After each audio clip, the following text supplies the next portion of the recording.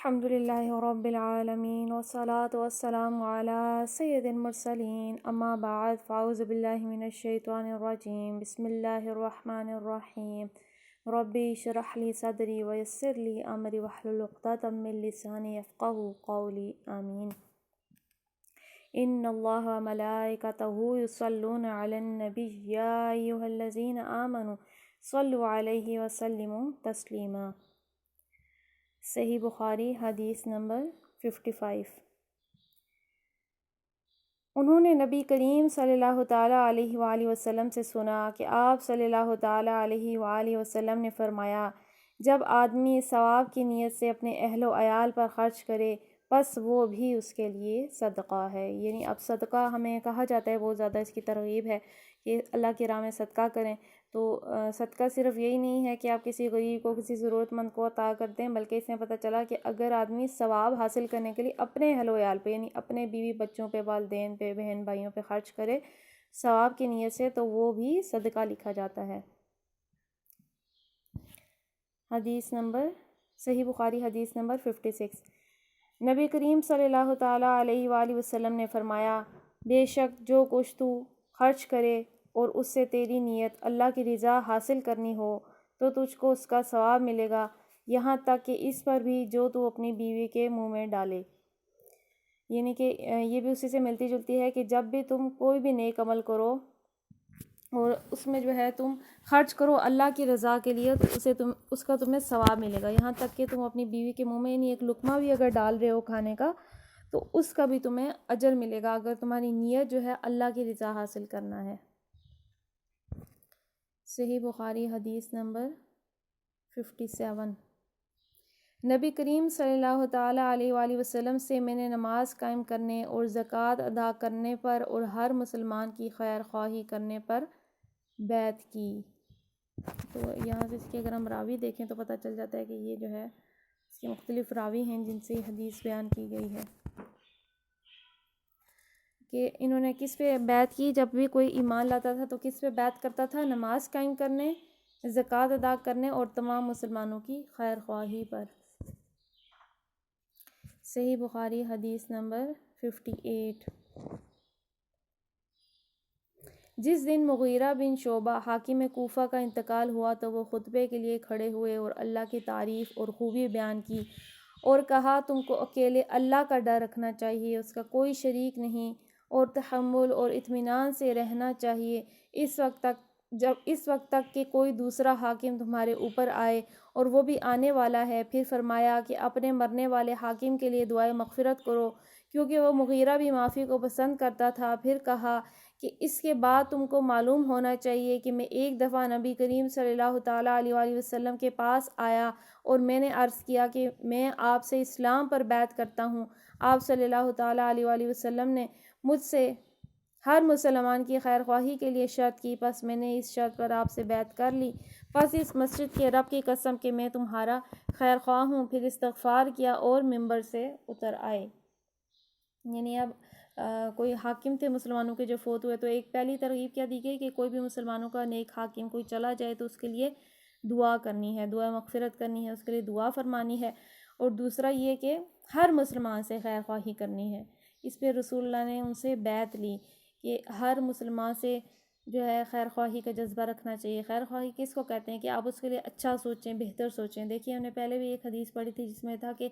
وہ مومن ہی نہیں ہو سکتا جو ہے اپنے بھائی کے لیے وہ پسند نہ کرے جو اپنے لیے پسند کرتا ہے۔ تو یہ جذبہ بھی ایک خیر خواہی کا ہی جذبہ ہوتا ہے۔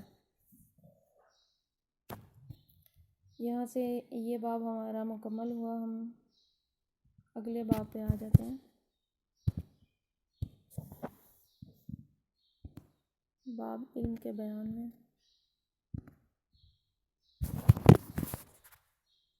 حدیث نمبر 59۔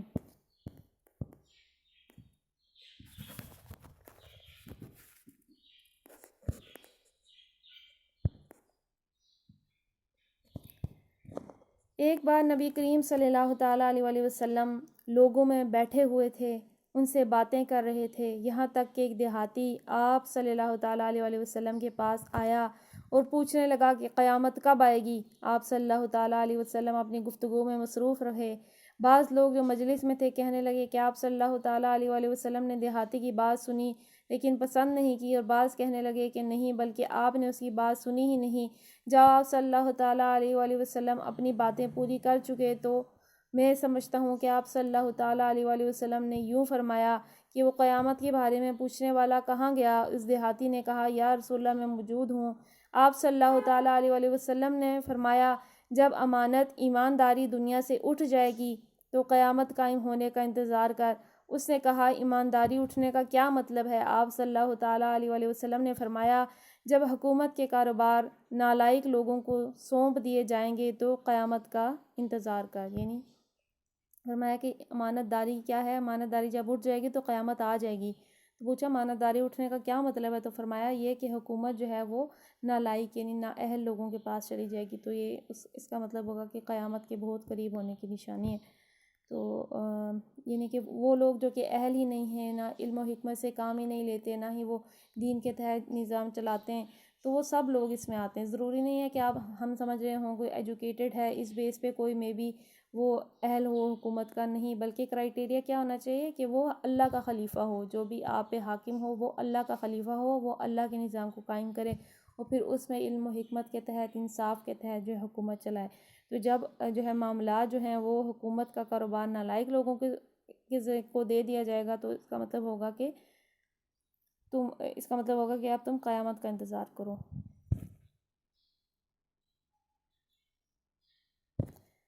آئیے ہم اپنی تفسیر کو کنٹینیو کرتے ہیں۔ اعوذ باللہ من الشیطان الرجیم، بسم اللہ الرحمن الرحیم۔ سورہ بقرہ آیت نمبر 57۔ وَظَلَلْنَا عَلَيْكُمُ الْغَمَامَ وَأَنزَلْنَا عَلَيْكُمُ الْمَنَّ وَالسَّلْوَىٰ كُلُوا مِن طَيِّبَاتِ مَا رَزَقْنَاكُمْ وَمَا ظَلَمُونَا وَلَٰكِن كَانُوا أَنفُسَهُمْ يَظْلِمُونَ۔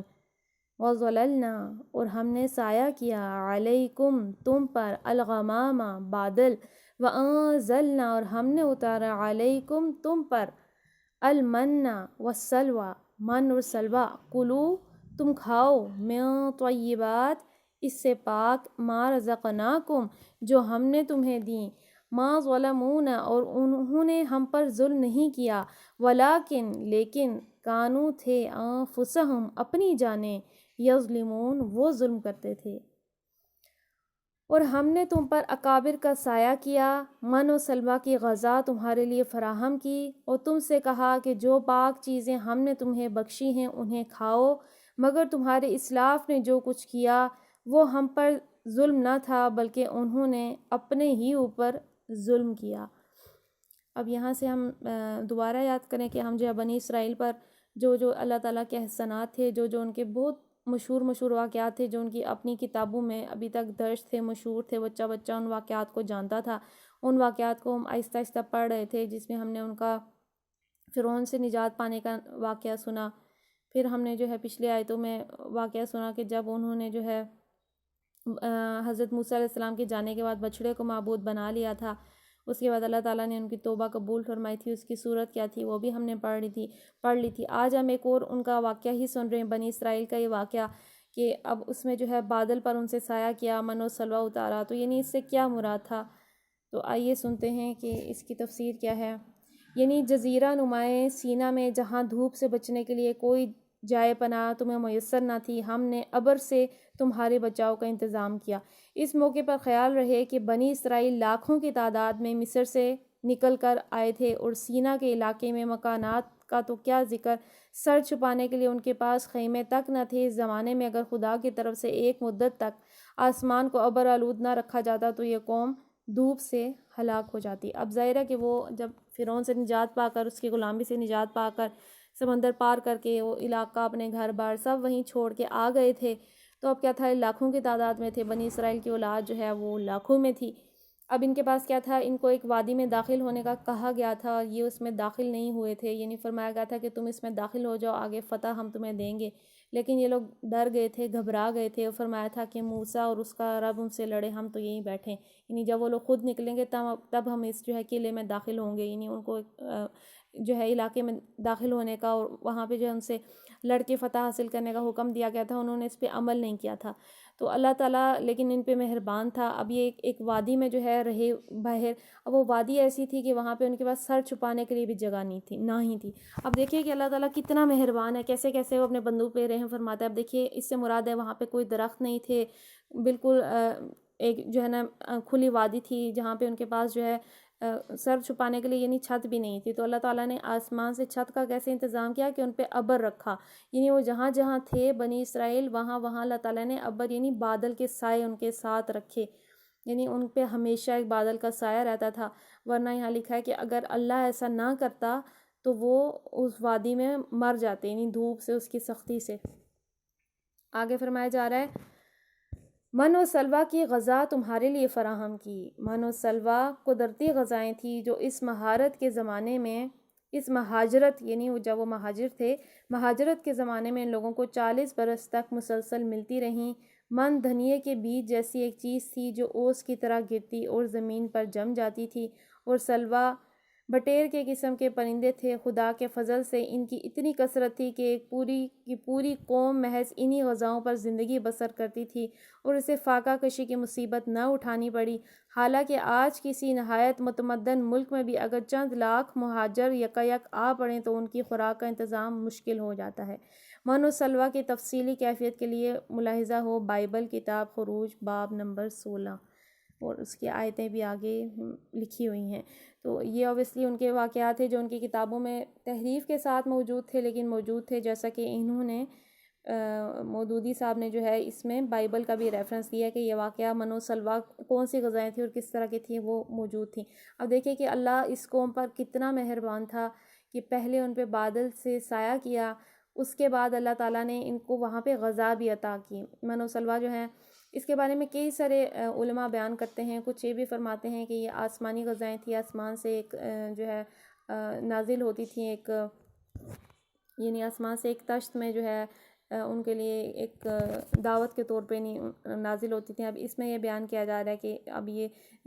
چیزیں تھیں جو کہ اوس کی طرح گرتی تھیں اور زمین پر جم جاتی تھی۔ اسی طرح سلوہ کو بتایا جا رہا ہے کہ بٹیر کی قسم کے پرندے تھے، یعنی مختلف طرح کی بیان کی گئی ہیں کیفیت کی کس طرح کی غذا تھی۔ البتہ یہ کہ اللہ تعالیٰ نے انہیں وہاں بے سر و سامانے کی حالت میں جو ہے اپنی طرف سے رزق عطا کیا تھا، ان کو کسی چیز کی کمی نہیں تھی۔ اللہ تعالیٰ نے چھت بھی عطا کی، اللہ تعالیٰ نے زمین کا فرش بھی عطا کیا، انہیں غلامی سے نجات بھی دی اور ان کو بہترین رزق من و سلوہ بھی عطا کیا۔ تو آگے فرمایا جا رہا ہے انہیں کھاؤ، ہم نے انہیں فرمایا تھا کہ جو ہم نے تمہیں چیزیں فراہم کی انہیں کھاؤ، مگر تمہارے اسلاف نے جو کچھ کیا وہ انہوں نے جو ہے ہم پہ ظلم نہیں کیا بلکہ اپنے آپ پہ ظلم کیا، یعنی انہوں نے جو ہے اپنے آپ پہ ظلم اس طرح سے کیا کہ خود انہوں نے ایسے کام کیے کہ وہ گناہ کے مستحق ہوئے، سزا کے مستحق ہوئے۔ آیت نمبر 58 وَإِذْ قُلْنَا ادْخُلُوا هَٰذِهِ الْقَرْيَةَ فَكُلُوا مِنْهَا حَيْثُ شِئْتُمْ رَغَدًا وَادْخُلُوا الْبَابَ سُجَّدًا وَقُولُوا حِطَّةٌ نَغْفِرْ لَكُمْ خَطَايَاكُمْ وَسَنَزِيدُ الْمُحْسِنِينَ۔ وَإِذْ قُلْنَا اور جب ہم نے کہا ادخلوا تم داخل ہو هَٰذِهِ الْقَرْيَةَ اس بستی میں، فَكُلُوا پھر کھاؤ مِنْهَا اس سے، حَيْثُ شِئْتُم جہاں سے تم چاہو، رَغَدًا یا فراغت با فراغت، وَادْخُلُوا تم داخل ہو البابا دروازے میں، سجدن سجدہ کرتے ہوئے، وَقُولُوا اور کہو، حِطَّةٌ بخش دے، نغفر ہم بخش دیں گے، لکم تمہیں خطایاکم تمہاری خطائیں، وَسَنَزِیدُ اور ہم ان قریب زیادہ دیں گے، المحسنین نیکی کرنے والے کو۔ اور یاد کرو کہ جب ہم نے کہا تھا کہ یہ بستی جو تمہارے سامنے ہے اس میں داخل ہو جاؤ، اس کی پیداوار جس طرح چاہے مزے سے کھاؤ، مگر بستی کے دروازے میں سجدہ ریز ہوتے ہوئے داخل ہونا اور کہنا حِطَّةٌ حِطَّةٌ، یعنی حِطَّةٌ کا بھی ہم نے معنی اوپر پڑھا ہے، بخش دے ہمیں، ہم تمہاری خطاؤں سے درگزر کریں گے اور نیکوکاروں کو مزید فضل و کرم سے نوازیں گے۔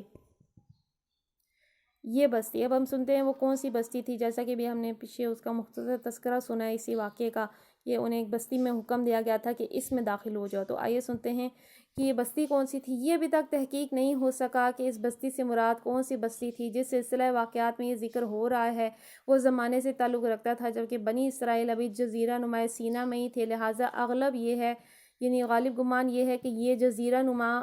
کا کوئی شہر ہوگا، مگر یہ بھی ممکن ہے کہ اس سے مراد شتیم ہو جو یریحو کے بالمقابل دریائے اردن کے مغربی کنارے پر آباد تھے۔ بائبل کا بیان ہے کہ اس شہر کو بنی اسرائیل نے حضرت موسیٰ علیہ السلام کی زندگی کے آخری زمانے میں فتح کیا اور وہاں بڑی بدکاریاں کی، جس کے نتیجے میں خدا نے ان پر وبا بھیجی اور 23,000 آدمی ہلاک کر دیے گئے۔ تو بائبل میں یہ واقعے کا کیا ذکر ہے کہ انہوں نے جو ہے حضرت موسیٰ علیہ السلام کی جو زندگی کے آخری ایام تھے اس میں اس علاقے کو فتح کیا، جس کا انہیں حکم دیا گیا تھا کہ اس میں داخل ہو، اور لیکن وہاں پہ انہوں نے بدکاریاں کی، یعنی غلط کام کیے، تو خدا نے ان پہ وبا بھیجی۔ وبا یعنی کوئی بیماری بھیجی، کسی بھی صورت میں ہو سکتی ہے، اور ان کے بہت سارے آدمی ہلاک ہو گئے۔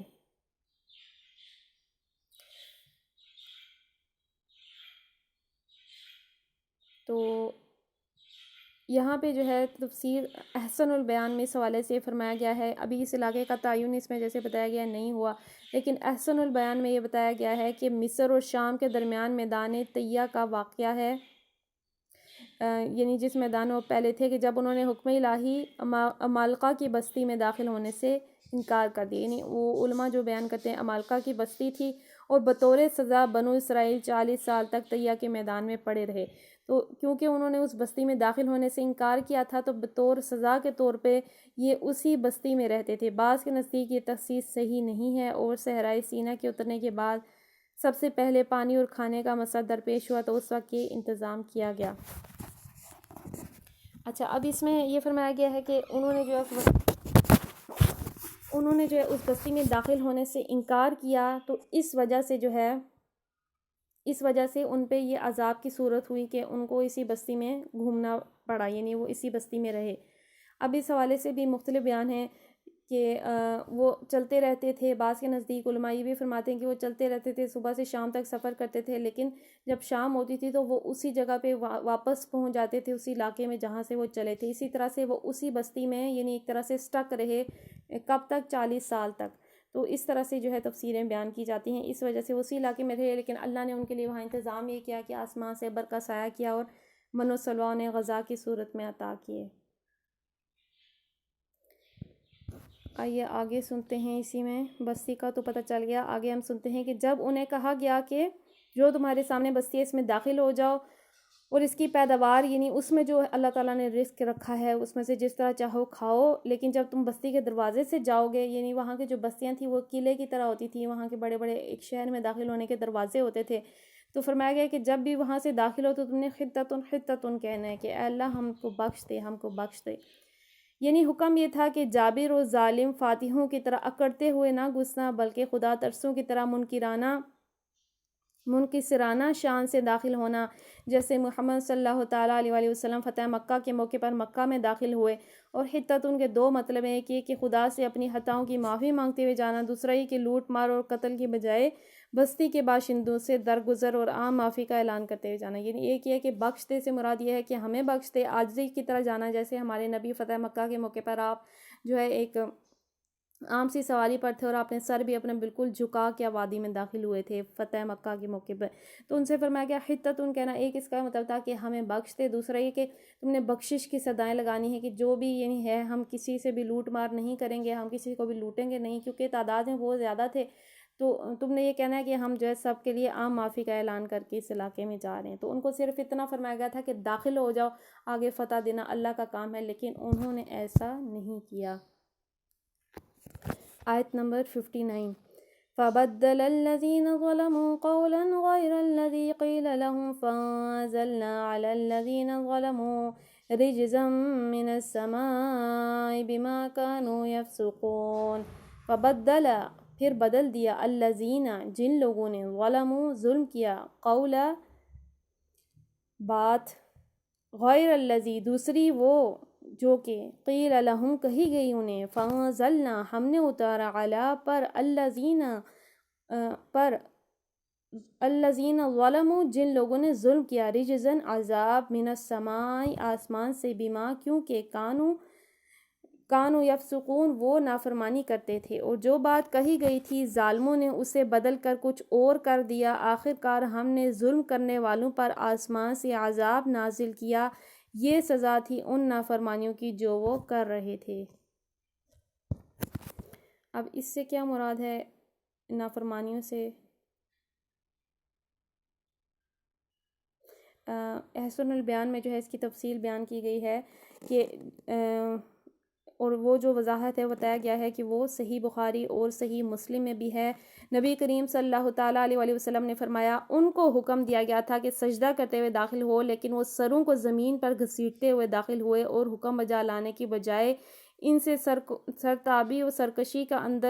کا جو ان کے اندر پیدا ہو گئی تھی اور احکام الہی سے تمسخر اور مذاق جس کا ارتکاب انہوں نے کیا، اندازہ کیا جا سکتا ہے۔ واقعہ یہ ہے کہ جب کوئی قوم کردار کے لحاظ سے زوال پذیر ہو جائے تو اس کا معاملہ پھر احکام الہی کے ساتھ اس طرح کا ہو جاتا ہے،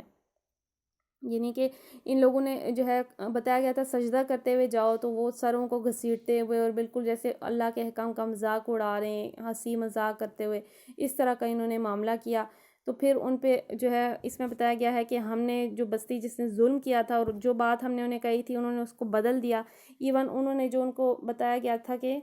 حطتن کہتے ہوئے اس بستی سے جاؤ، انہوں نے اس کو بھی بدل دیا تھا۔ تو اب جو ہے ان پر جو ہے اللہ تعالیٰ کی طرف سے اس گناہ کی وجہ سے آسمانی عذاب یعنی نازل ہوا۔ تو یہ آسمانی عذاب کیا ہے؟ بعض نے غضب الہی، سخت پالا، تعاون، اس کے معنی اس کی تائید حدیث سے ہوتی ہے، یعنی ان پہ ایک تعاون کا مرض اتار دیا گیا۔ تو تعاون اسی طرح کا مرض ہے جیسے کرونا وائرس ہے، یعنی ایک سے دوسرے کو لگ جانے والا جو ایک پھیل جاتا ہے ایک بستی میں، ایک مرض ایسا جو پھیل جاتا ہوتا ہے۔ نبی کریم صلی اللہ تعالیٰ علیہ وآلہ وسلم نے فرمایا یہ تعاون اسی رجز اور عذاب کا حصہ ہے جو تم سے پہلے بعض لوگوں پر نازل ہوا۔ تمہاری موجودگی میں کسی جگہ تعاون پھیل جائے تو وہاں سے مت نکلو، اور کسی علاقے کی بابت تمہیں معلوم ہو کہ وہاں تعاون ہے تو وہاں مت جاؤ۔ تو ایسے ہی کوئی بھی بیماری ہے کووڈ ٹائپ کی، تو اس کے بارے میں بھی یہی ہوتا ہے کہ اگر جو ہے کسی علاقے میں پھیل گیا، تم اس علاقے میں ہو تو اب اس سے باہر مت نکلو، اور اگر کسی بستی میں تمہیں پتہ ہے کہ کوئی اس طرح کی بیماری پھیلی ہے تو وہاں داخل مت ہو۔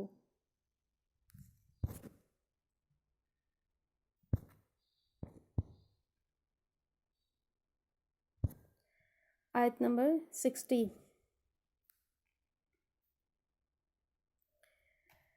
وَإِذِ اسْتَسْقَىٰ مُوسَىٰ لِقَوْمِهِ فَقُلْنَا اضْرِب بِّعَصَاكَ الْحَجَرَ فَانفَجَرَتْ مِنْهُ اثْنَتَا عَشْرَةَ عَيْنًا قَدْ عَلِمَ كُلُّ أُنَاسٍ مَّشْرَبَهُمْ كُلُوا وَاشْرَبُوا مِن رِّزْقِ اللَّهِ وَلَا تَأْثَوْا فِي الْأَرْضِ مُفْسِدِينَ۔ وَإِذِ اسْتَسْقَىٰ، اور جب پانی مانگا موسیٰ نے، لِقَوْمِهِ اپنی قوم کے لیے، فَقُلْنَا پھر ہم نے کہا، اضْرِب مارو، بِعَصَاكَ اپنا عصا، الحجر پتھر پر، فَانفَجَرَتْ تو پھوٹ پڑے، منہ اس سے، اثنا عشرہ 12 عیناں چشمے، قد علم جان لیا، کلو اناس ہر قوم، مشربہم اپنا گھاٹ، کلو تم کھاؤ، واشربو اور پیو، من سے رزق اللہ کا رزق، ولا اور نہ تأثوا پھرو، فی الارض زمین میں، مفسدین فساد مچاتے۔ یاد کرو جب موسیٰ نے اپنی قوم کے لیے پانی کی دعا کی تو ہم نے کہا کہ فلاں چٹان پر اپنا عصا مارو، چنانچہ اس سے 12 چشمے پھوٹ نکلے، اور ہر قبیلے نے جان لیا کہ کون سی جگہ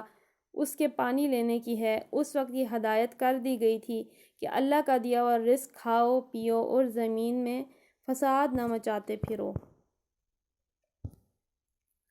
تو اس میں جو ہے ایک اور واقعہ، مشہور واقعہ ذکر کیا گیا ہے کہ وہ قوم تھی بے سر و سامانی کی حالت میں تھی، ایک وادی میں تھی جہاں سخت دھوپ گرمی، اللہ نے ان پہ وادر کا سایہ کیا، من و سلوہ سے انہیں رزق عطا کیا۔ پھر اس کے بعد اس قوم نے پانی کا سوال کیا تو حکم حضرت موسیٰ علیہ السلام کو ہوا کہ اپنا عصا زمین پر ماریں گے تو 12 جو ہے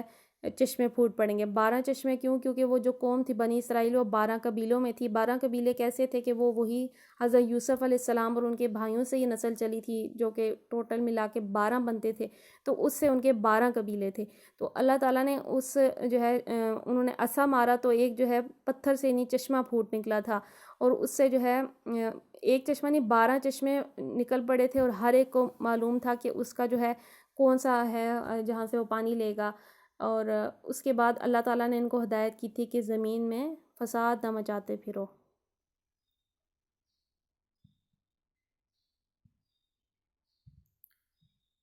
تو یہ جو ہے اللہ تعالیٰ نے ایک معجزے کی صورت میں پانی بھی نہیں، ان پہ معجزہ اللہ تعالیٰ نے انہیں عطا کیا، اور حکم کیا تھا کہ اللہ کی نافرمانی نہ کرو، اللہ کی جو ہدایت ہے اس پہ عمل کرو، اور زمین میں فساد نہ مچاؤ۔ لیکن ہم آج تک بھی دیکھتے ہیں کہ یہ قوم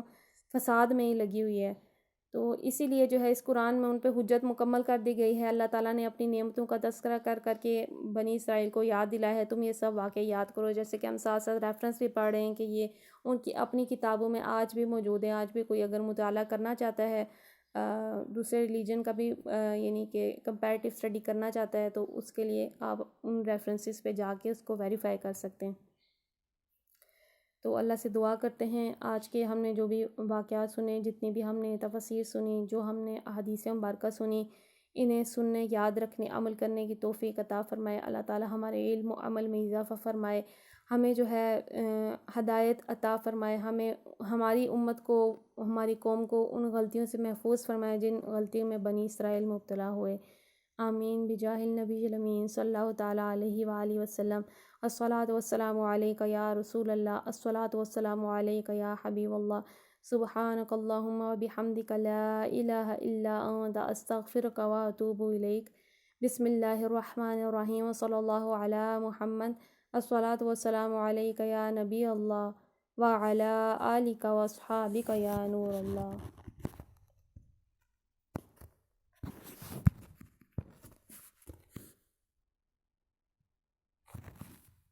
السلام علیکم ورحمۃ اللہ وبرکاتہ۔